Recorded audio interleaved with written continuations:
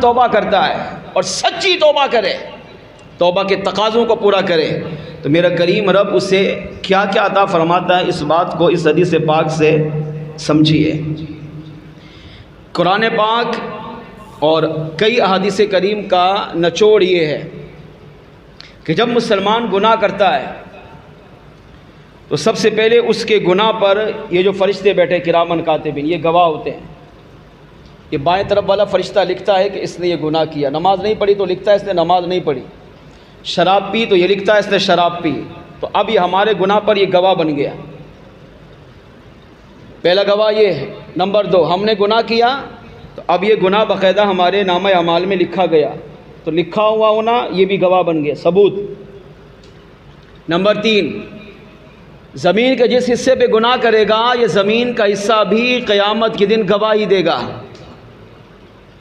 زمین کا حصہ کہے گا اے اللہ اس نے فلاں دن، فلاں سال، فلاں مہینے، فلاں وقت مجھ پر فلاں گناہ کیا تھا، یہ بھی گواہ بن گیا۔ کس پر؟ ہمارے گناہ پر۔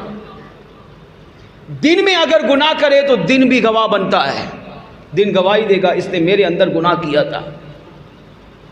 اگر مسلمان رات میں گناہ کرے رات بھی اس کی گواہ بنتی ہے، اور رات بھی قیامت کے دن گواہی دے گی اے اللہ اس نے فلاں رات میرے اندر یہ گناہ کیا تھا۔ یہاں تک کہ سورج بھی گواہ بنتا ہے۔ سورج دن میں گناہ کیا تو سورج گواہ بنتا ہے۔ سورج کہے گا ہاں اے اللہ میں اس بات کی گواہی دیتا ہوں تیرے اس بندے نے میرے اندر فلاں وقت میں گناہ کیا تھا۔ رات میں گناہ کرے تو چاند گواہ بنتا ہے، یہ گواہی دے گا قیامت کے دن اے اللہ اس نے میرے اندر فلاں وقت میں گناہ کیا تھا۔ اب کتنے گواہ ہو گئے ہمارے خلاف، سوچیں۔ فرشتہ گواہ بن گیا، نامہ اعمال میں گناہ لکھا گیا، زمین گواہ بن گئی، رات گواہ بن گئی، آسمان گواہ بن گیا، سورج گواہ بنا، چاند گواہ بنا، یہاں تک کہ انسان کے اپنے اعضاء بھی قیامت کے دن انسان کے خلاف گواہی دیں گے۔ ایسی حدیثوں کا خلاصہ ہے کہ قیامت کے دن جب ایک شخص اللہ کی بارگاہ میں حاضر ہوگا تو اللہ اس سے فرمائے گا تو نے فلاں فلاں گناہ کیے، وہ خاموش رہے گا۔ پھر کہے گا یا اللہ میں نے نہیں کیے، اللہ فرمائے گا میرے پاس تیرے خلاف گواہ ہیں۔ اب وہ دائیں بائیں آگے پیچھے ادھر ادھر دیکھے گا، اسے کوئی گواہ نظر نہیں آئے گا، وہ بھی حیران و پریشان ہوگا میرے خلاف گواہ کون ہے، یہاں تو کوئی بھی نہیں ہے۔ تو عرض کرے گا اے اللہ میرے خلاف گواہ کون ہے؟ اللہ ارشاد فرمائے گا پہلے تو بتا تو نے گناہ کیا کہ نہیں۔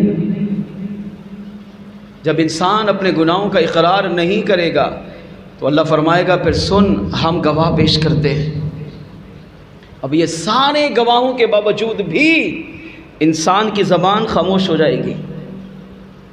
اب انسان کے اعضاء بولیں گے، ہاتھ سے گناہ کیے تو ہاتھ بولیں گے اے اللہ اس نے مجھ سے فلاں فلاں گناہ کیے، میں اپنے اوپر غور کروں آپ اپنے اوپر غور کریں۔ ہم اپنے بدن سے کون کون سے گناہ کرتے ہیں؟ اگر کانوں سے گناہ کیے تو کان ہمارے خلاف گواہی دیں گے کہ اس نے فلاں فلاں رات فلاں فلاں گانے فلاں فلاں بدکاریاں سنی۔ آنکھ سے گناہ کیے تو آنکھیں قیامت کے دن اللہ کی بارگاہ میں اپنے بندے کے خلاف گواہی دیں گی۔ آنکھ کہے گی ہاں میں گواہی دیتی ہوں اس نے فلاں فلاں دن فلاں فلاں رات مجھ سے یہ بدنگاہی کی۔ ہاتھ، کان، ناک، زبان، یہاں تک کہ پاؤں، یہاں تک کہ شرمگاہ، سر سے لے کر پاؤں تک انسان کا پورا وجود انسان کے خلاف گواہی دے گا۔ اب سوچیں تھوڑی دیر کے لیے تصور کریں، قیامت کا منظر ہو، انبیاء بھی ہوں، اولیاء بھی ہوں، صحابہ بھی ہوں، امام الانبیاء بھی ہوں، ہمارے سارا خاندان، رشتہ دار، عزیز و اقربا ہوں، اور اتنے نافرمانیوں کے گواہ بھی اللہ کریم کی بارگاہ میں پیش ہوں، تو انسان کو کون بچائے گا؟ کیسے بچے گا؟ کتنا شرمندہ ہوگا وہاں۔ آج ہمارا گناہ سامنے والے کو پتہ چل جائے ہمیں شرمندگی ہوتی ہے۔ ہم ساری زندگی اپنا منہ اس کے سامنے لے کر نہیں جاتے، چھپاتے ہیں۔ اگرچہ تنہائی میں کمروں میں موبائل چلا کر گند دیکھتے ہیں، گناہ کرتے ہیں، ماں باپ سمجھتے ہیں بیٹا بیٹی سو رہا ہے مگر وہ گناہوں میں مشغول ہوتا ہے۔ ٹھیک ہے انہیں نہیں پتا، مگر قیامت کے دن یہ سب کچھ ان کے سامنے بھی ہوگا۔ آپ سوچیں جب دنیا میں میرا گناہ سامنے والے کو پتہ چلے میں برداشت نہیں کر سکتا، تو قیامت کے دن جب سارا میدان محشر میں سارے لوگ جمع ہوں گے، میں کیسے اپنے گناہوں کے خلاف گواہی سنوں گا؟ ان تمام چیزوں کو بچانے کا بہترین طریقہ، دنیا قبر آخرت کی شرمندگی سے بچنے کا طریقہ صرف ایک بہترین عمل یہ کہ مسلمان جیتے جی اپنے رب کی بارگاہ میں سچی توبہ کر لے۔ اب سنو، توبہ انسان کو کہاں سے کہاں پہنچا دیتی ہے۔ الترغیب الترہیب میں یہ حدیث پاک موجود، سیدنا انس رضی اللہ تعالیٰ عنہ اس حدیث کے راوی، مصطفیٰ جان رحمت صلی اللہ تعالیٰ علیہ وآلہ وسلم ارشاد فرماتے ہیں جب انسان گناہ کرتا ہے پھر وہ توبہ کرتا ہے، شرط یہ ہے کہ توبہ سچی ہو۔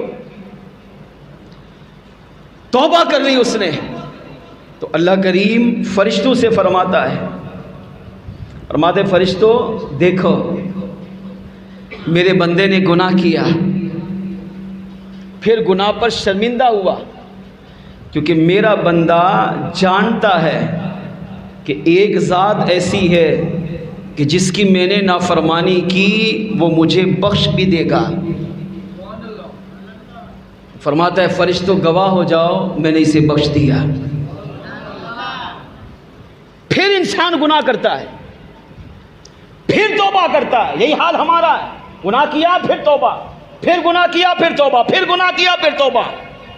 اب بالکل یہی منظر میرے آقا حدیث میں بیان کر رہے ہیں، فرمایا پھر انسان دوبارہ گناہ کرتا ہے، گناہ کر کے پھر توبہ کرتا ہے تو اللہ کریم اس کی توبہ کو کتنا پسند کرتا ہے۔ فرماتے فرشتوں دیکھو میرے بندے کو، میرے بندے نے گناہ کیا مگر گناہ کے بعد توبہ کی، کیوں؟ میرا بندہ جانتا ہے کہ جس کریم رب کی میں نے نافرمانی کی وہ مجھے معاف بھی کرنے والا ہے۔ اللہ کو اس کی توبہ اتنی پسند آتی ہے کہ اللہ کریم فرشتوں سے فرماتا ہے گواہ ہو جاؤ میں نے اس کے گناہوں کو معاف فرما دیا۔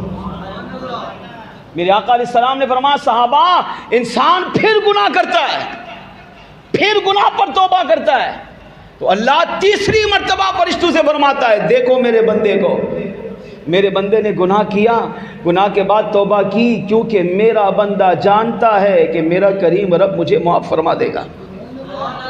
تیسری مرتبہ جب انسان اپنے گناہوں سے معافی مانگتا ہے تو اللہ کو اس کی ادا اتنی پسند آتی ہے کہ میرے آقا فرماتے ہیں صحابہ اللہ فرشتوں سے فرماتا ہے فرشتوں گواہ ہو جاؤ میں نے اس کے گناہوں کو بھی معاف کیا اور اس کی قبر کو بھی جنت کا باغ بنا دوں گا۔ یہاں تک کہ قیامت کے دن جب یہی گناہوں سے سچی توبہ کرنے والا میری بارگاہ میں حاضر ہوگا تو اللہ فرماتے ہیں گواہ بن جاؤ کہ میں اسے بلا حساب و کتاب جنت عطا فرما دوں گا۔ سیدنا انس رضی اللہ عنہ فرماتے ہیں خالی یہ انعام کافی نہیں، مزید سنو، میرے آقا علیہ السلام نے ارشاد فرمایا اے صحابہ جب انسان گناہ کرتا ہے، اب ہمارے خلاف گواہ کون تھے؟ فرشتے، ہمارے اعضاء، سورج، چاند، زمین، آسمان، یہ سارے ہمارے خلاف گواہی ہیں، گواہی دیں گے قیامت کے دن، لیکن سچی توبہ انسان کو کہاں پہنچاتی ہے؟